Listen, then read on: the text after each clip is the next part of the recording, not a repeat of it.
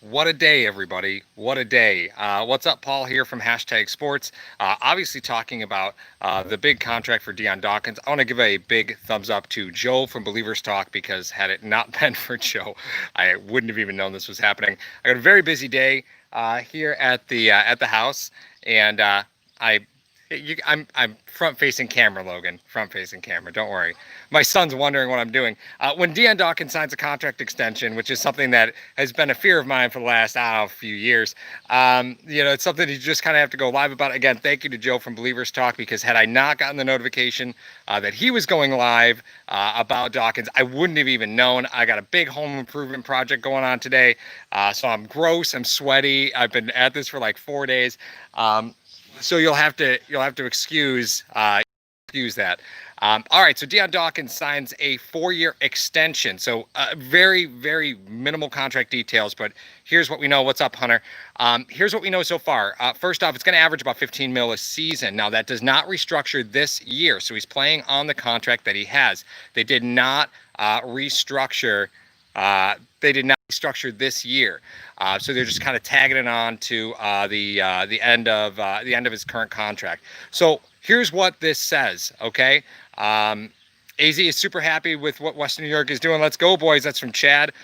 Here's the deal, right? One of the reasons that you restructure a player now is because of the fear of the market later.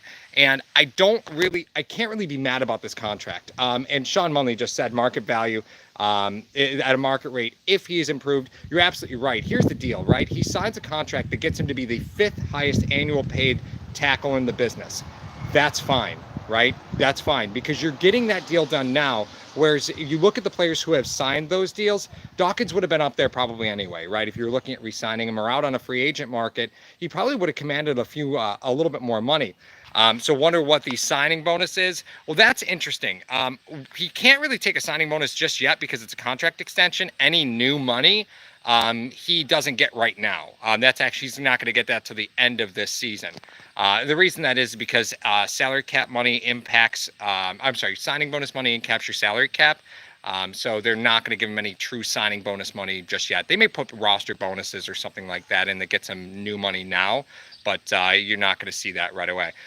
So Dion Dawkins is now the 5th highest paid tackle. No, guys, you know my stance on Dion Dawkins. I'm not exactly the biggest lover of Dion Dawkins, but I will say that for this contract, when we're 2 years down the road, this contract is going to be exceptionally affordable. You didn't sign him to a Taylor Lewan deal, which again, you get a left tackle on the market at a prime age like Dion Dawkins would be.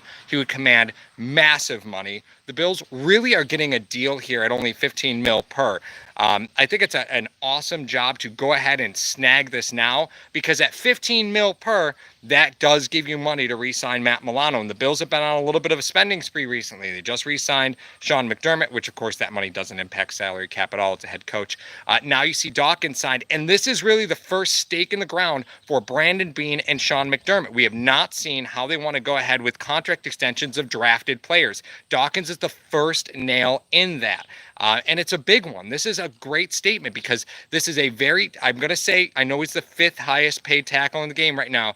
This is team friendly when you're down 2 years down the road because as this pops up, so as the salary cap dips a little bit, right? But as it starts to increase over the next coming seasons, this deal is going to be amazingly affordable. By the time Dion Dawkins is in year 3 of this deal, he'll probably be the 10th or 12th highest paid tackle. So from a salary standpoint, totally fine. Think of Dion Dawkins what you want.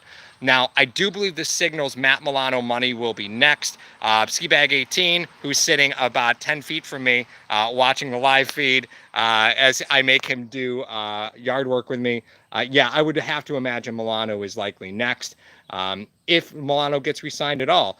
Matt Milano is sort of an interesting case study. So while his production is really, really solid, fit for other teams, kind of a funky one, right? A little undersized typically for a weak side linebacker. So Milano's an interesting one. We'll cut an episode on him sometime this week, I think, probably. But this Dion Dawkins signing is massive because, again, this is the first statement from Brandon Beane and Sean McDermott saying, hey, listen, we're not going to just always go to free agency to build through the team and then draft and let those contracts expire, which is kind of what myself personally, what I was worried about, that this team would just always kind of depend on those 4-year contracts in the draft, and then come back in through free agency and backfill the rest of the positions that way for what they did in draft. Luckily, we're past that, so we don't have to deal with that. This is, again, an awesome job by Brandon Beane and team, because as much as I'm not a Dion Dawkins fan, this contract actually makes quite a bit of sense.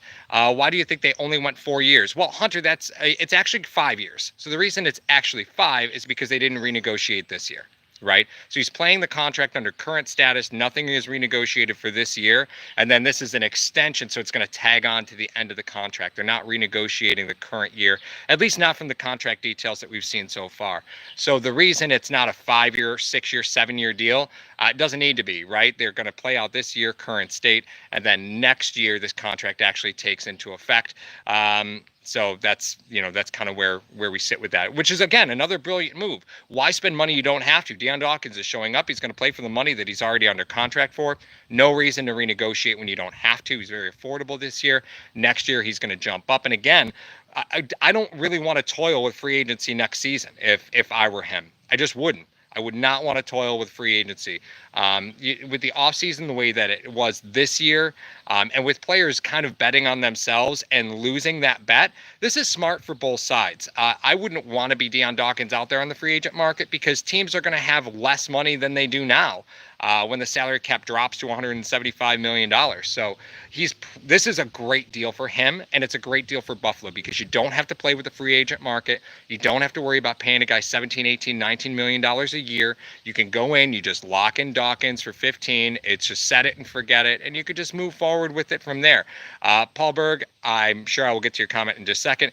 Josh better get his eyes in the back of his head because Dawkins is going to get him killed. As I said, think of Dion Dawkins what you will. For the money, this one makes a lot of sense. Andy C., it's sure a lot of our O-line is just about paid for the next few years. Got to have that O-line and the QB first come. Yeah, absolutely. That O-line is now set. And it'll be fascinating because it really makes you wonder if there's no college. Just see Chad's comment. Since there's no college football, could the Bills really depend on drafting a left tackle in the draft? I think it's a fair argument to make. Maybe this deal, as college football starts to pull back, retaining your players becomes all that more important because they're harder to replace in the draft because, again, like these guys, they do their homework. The Bills scouting department is scouting players all the way from their freshman year, probably some even in high school, all the way through their college career. So can they survive a year with minimal college football? I have faith in our scouting department that they would be able to figure that out. However, Dan, where's the Canadian accent button? I know I'm close enough to Canada, right? But I do think it's an interesting thought that maybe resigning your players now has a larger urgency since there's minimal college football. So the draft, again, it's going to be harder to draft replacements like the Bills might normally want to do if you're just going to be working off junior level film or sophomore level film. So I think it's a fascinating point, and maybe that's one of the reasons why Dawkins gets re-signed at such a quick manner once college football starts saying, well, no, we're out. That need for being able to replace that left tackle position, it's kind of a hard one. So maybe that's one of the reasons Dawkins gets re-signed. Again, from a contract standpoint, love the contract. But again, there's a significant urgency to find a left tackle in this league. The Bills feel that they have one, and he's going to be here for the next 5 seasons, and that's Dion Dawkins. So hopefully, we see positive improvement off Dawkins. That's what I want to say. I just want to see positive improvement. But I don't think it's a work ethic issue with Dion Dawkins. I really do believe that he is a player that is, no matter what that paycheck says, he's going to show up and he's going to give his best effort. It just depends on, what that level of effort, or what the results are off of that level of effort. All right, guys, Paul from Hashtag. Love you guys. I will talk to you soon. Sorry, it's been a quiet week. Obviously, I got rented a dumpster. It's been crazy around here. So my apologies. I love you guys. I will talk to you soon. And as always, go Bills.